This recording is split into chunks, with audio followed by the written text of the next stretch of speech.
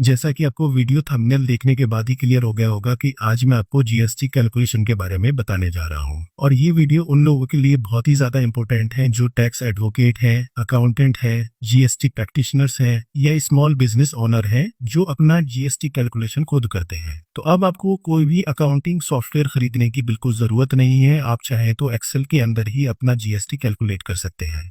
तो चलिए स्टार्ट करते हैं। जीएसटी कैलकुलेट करने के लिए सबसे पहले आपको इस टाइप की एक टेबल मेंटेन करनी पड़ेगी, जिसमें सबसे पहले आप डेट का कॉलम रखेंगे, इसके बाद प्रोडक्ट कॉलम बनाएंगे और बिल्कुल ऐसे ही बराबर बराबर आपको quantity, MRP rate, gross sale, basic price, CGST, SGST और नेट प्राइस, ये सभी कॉलम आपको बनाने हैं। देखिए, मैंने जो यहाँ पर जीएसटी कैलकुलेशन आपको बताई है वो मैं 9% सीजीएसटी और एसजीएसटी निकालूंगा। अगर आपको जीएसटी रेट की पूरी जानकारी नहीं है तो मैं आपको बता देता हूँ कि जीएसटी की 5 स्लैब होती हैं: 0%, 5%, 12%, 18% और 28%।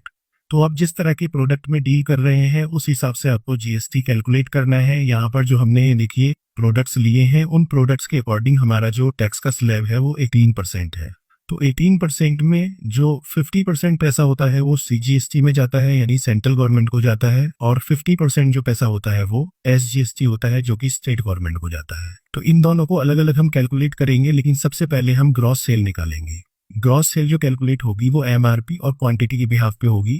देखिए, यहाँ पर जो हमारा प्रोडक्ट है वो 1 जनवरी को बेचा गया है और इसकी क्वांटिटी 10 है, यानी 10 पीस हमने बेचे हैं, और जिसकी एमआरपी 300 रुपये है। तो सबसे पहले हमें इक्वल साइन के साथ में इस वाली सेल को मल्टीप्लाई करना है इस सेल से।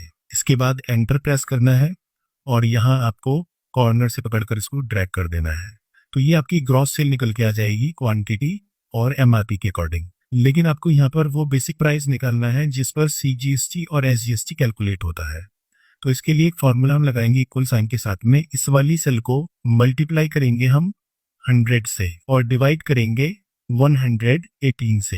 ये 118 हमने इसलिए लिया है क्योंकि 18% हम इसमें से लेस करना चाहते हैं। इसके बाद देखिए, जैसे ही आप एंटर प्रेस करेंगे तो यहाँ पर ये एक बेसिक प्राइस निकल कर आ जाएगा। इसके बाद हम इसको यहाँ से ट्रैक कर देंगे, यानी ये आपकी टैक्सेबल वैल्यू आ गई जिस पर टैक्स कैलकुलेट हुआ है। आप इसको टैक्सेबल वैल्यू भी बोल सकते हैं या असेसेबल वैल्यू भी बोल सकते हैं। ये वो असेसेबल वैल्यू है जिस पर आपको सीजीएसटी और एसजीएसटी कैलकुलेट करना है 9%।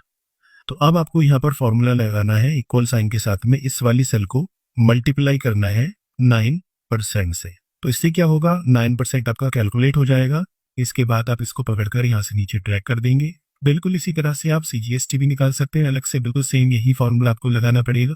लेकिन अगर आप चाहें कि आपको सीजीएसटी पे ये अलग से फॉर्मूला ना लगाना पड़े तो आप इसको डबल क्लिक करने के बाद में यहीं पर एफ से पहले एक डॉलर लगाएंगे। इससे क्या होगा, आपका जो एफ वाला कॉलम है वो फिक्स हो जाएगा। अब इसके बाद जब एंटर प्रेस करने के बाद में आप इसको आगे ट्रैक करेंगे तो ऑटोमेटिकली एसजीएसटी भी हमारा कैलकुलेट हो जाएगा। आई होप कि आपको बहुत अच्छे से यहाँ तक क्लियर हो गया होगा। इसके बाद आपको नेट प्राइस निकालने के लिए इक्वल साइन के साथ में सम फॉर्मूला लगाना है, ब्रैकेट ओपन करना है और यहाँ बेसिक प्राइस से लेकर सीजीएसटी और एसजीएसटी इन तीनों को एक साथ सिलेक्ट कर लेना है, ब्रैकेट क्लोज करना है और एंटर प्रेस करना है। इससे क्या होगा, बेसिक प्राइस के साथ में सीजीएसटी और एसजीएसटी दोनों ऐड हो जाएंगे और नेट प्राइस आपका निकल कर आ जाएगा। इसको पकड़कर भी आप नीचे ट्रैक कर देंगे।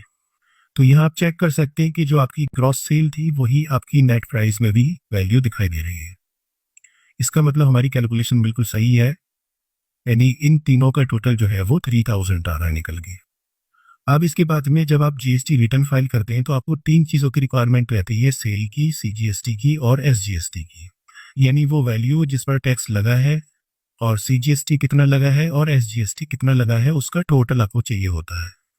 तो यहाँ पर तो देखिए मैंने सिर्फ 7 डेज का डेटा लिया है, लेकिन अगर आपका पूरा मंथ का डेटा है तो आप पूरे मंथ का डेटा मेंटेन करेंगे और उसके बाद में यहाँ पर फॉर्मूला लगाएंगे, सम ब्रैकेट ओपन करेंगे और यहाँ पर जो आपकी टोटल सेल होगी इस सेल को यहाँ से यहाँ तक सिलेक्ट करने के बाद ब्रैकेट क्लोज करके एंटर प्रेस करेंगे, ये आपकी टोटल सेल आ जाएगी।